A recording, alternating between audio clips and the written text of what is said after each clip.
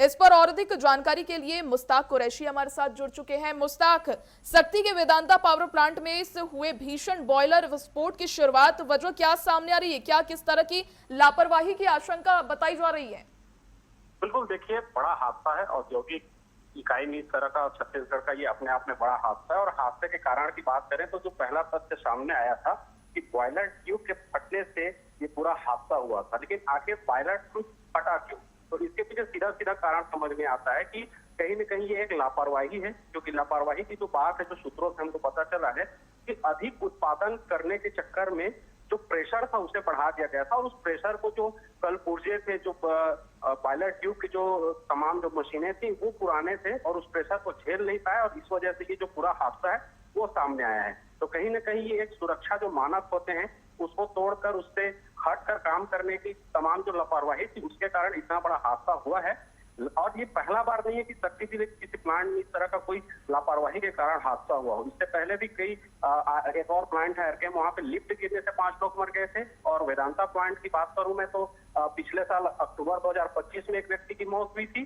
तो कहीं न कहीं जो प्लांट की जो नियम कायदे होते हैं, जो फायर और सेफ्टी के जो मानक होते हैं, उस पर और लापरवाही बढ़ती जा रही है। और इससे जो जिम्मेदार हैं वो अपनी जिम्मेदारी निभा नहीं रहे। यही कारण है कि आज शक्ति में इतना बड़ा हादसा हुआ है। मृतकों की संख्या की बात करूं तो 17 लोगों के मरने की पुष्टि हो गई है, जिसमें 6 लोग जो है छत्तीसगढ़ से जिनकी पहचान हुई है। फिलहाल बाकी की पहचान करने की कोशिश की जा रही है।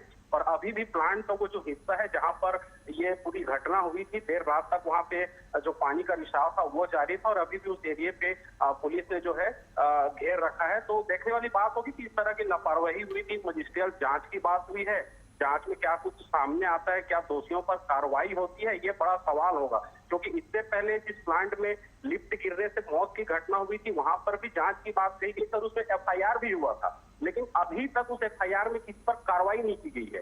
तो कार्रवाइयों की बात की जाती है लेकिन कार्रवाइयां होती नहीं है। अब देखने वाली बात होगी कि इस घटना पे किस तरह से कार्रवाई आगे बढ़ती है। जी, मुस्ताक, राहत और बचाव कार्य अभी किस स्थिति में है और घायलों का इलाज किन अस्पतालों में चल रहा है फिलहाल? देखिए, जो घायल हैं उनका अस्पताल रायगढ़ के जिंदल हॉस्पिटल में किया जा रहा है। और जो मृतक हैं वो उनके परिजनों को सौंपा जा रहा है। पीछे जो प्रशासन है वो लगा हुआ है। और राहत और बचाव का कार्य जो है उस एरिया को अब जो है फिलहाल निगरानी में रखा गया है। और जो घायल हैं उनके उपचार की ओर ही जो पूरी कहानी है वो चल रही है। और साथ ही जो घायल हैं और जो मृतक है उनको लेकर के चाहे वो छत्तीसगढ़ सरकार हो या केंद्र सरकार हो, और साथ ही जो प्लांट प्रबंधन है उनके द्वारा मुआवजे की घोषणा कर दी गई है।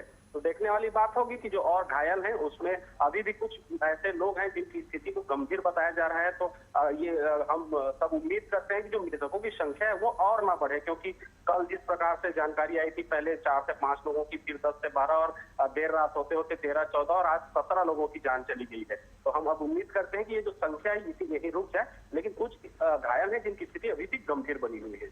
जी, मुस्ताक, मजिस्ट्रियल जांच के आदेश तो दे दिए गए हैं इस घटना पर। इस जांच में किन बिंदुओं पर फोकस रहेगा और रिपोर्ट आने में कितना समय लग सकता है? देखिए, 1 महीने के अंदर जांच रिपोर्ट देने की बात कही गई है। और जांच के जो बिंदु, देखिए, प्रथम दृष्टया ये तो तय है कि बॉयलर फटा था, लेकिन उस बॉयलर ट्यूब के फटने के पीछे के जो कारण हैं, जो मानक तय किए गए हैं, क्या उन मानकों पे वो था, क्या ऐसी लापरवाही थी कि वो जो ट्यूब है वो फटा, इन तमाम बिंदुओं पर जांच की जाएगी कि आखिर गलती किसकी थी, किस कारण से ये ट्यूब जो है फटा और इतना बड़ा हादसा हुआ है। तो इन तमाम बिंदुओं पे जांच करके 1 महीने में मजिस्ट्रियल जांच करके रिपोर्ट सौंपे जाने की बात कही गई है। अब देखने वाली बात होगी कि जांच में और क्या तथ्य निकल कर सामने आते हैं। जी, बिल्कुल। मुस्ताक, अभी आपने कहा कि ये कोई पहली घटना नहीं है, इसके पहले भी ऐसी कई घटनाएं हो चुकी है। क्या मानते हैं आप कि ऐसी घटना लगातार बार बार हो रही है कंपनियों में? क्या कर्मचारियों की जान मुश्किल में डालना ही ऐसी आदत बन चुकी है? क्या कंपनी की तरफ से कोई सुरक्षा मानक तैयार नहीं किए गए हैं? इतनी बड़ी कंपनी चलाई जा रही है, फिर भी ऐसे हादसे लगातार हो रहे हैं। बिल्कुल, देखिए, सुरक्षा मानक तय किए जाने के साथ साथ कहीं न कहीं जो जिम्मेदार हैं, मैं उनको भी इसमें बोलना चाहूंगा कि उनकी भी लापरवाही है। क्योंकि जिस तरह से एक घटना जब होती है तो उस पर जो कार्रवाई होनी चाहिए वो कार्रवाई सही तरीके से होती नहीं है, जिससे कहीं न कहीं जो प्रबंधन है उसका मनोबल बढ़ता है। और इस तरह की गलतियां जो है लगातार जारी है। अगर पहले ही गलती पे उस पर उचित कार्रवाई कर दी जाती तो शायद इस तरह की कार्रवाई होनी चाहिए, वो कार्रवाई सही तरीके से होती नहीं है, जिससे कहीं न कहीं जो प्रबंधन है उसका मनोबल बढ़ता है। और इस तरह की गलतियां जो है लगातार जारी है। अगर पहले ही गलती पे उस पर उचित कार्रवाई कर दी जाती तो शायद इस तरह के हादसे हमको देखने को ना मिलते। तो ये न सिर्फ प्लांट प्रबंधन बल्कि जो जिम्मेदार अधिकारी है जिनकी जिम्मेदारी है कि नजर रखें, वो इस पर नजर नहीं रख रहे हैं, इसलिए इस तरह के हादसे सामने आ रहे हैं। अब समय है कि इस तरह के हादसों को रोकने के लिए जो जिम्मेदार अधिकारी हैं वो अपनी जिम्मेदारी को समझें। जो मानक तय किए जाते हैं उन मानकों पे अगर प्लांट खरा नहीं उतरता है तो उन पर कार्रवाई करना सुनिश्चित करें, तब जाकर इस तरह के हादसे जो है होने बंद होंगे। जी जी, बहुत शुक्रिया मुस्ताक, जुड़ने के लिए, जानकारी साझा करने के लिए। बता दें, बिल्कुल सख्ती